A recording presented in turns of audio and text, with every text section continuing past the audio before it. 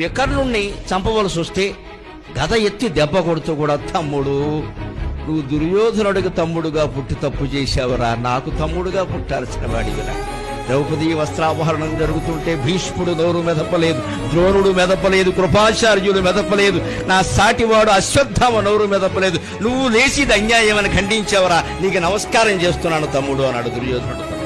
అది మనం నేర్చుకోవాలి. భారతం నుంచి అన్యాయం జరిగితే లేచి అడగాలి. దద్దం వల్ల, చేతకాని వల్ల చూస్తూ ఊరుకోకూడదు.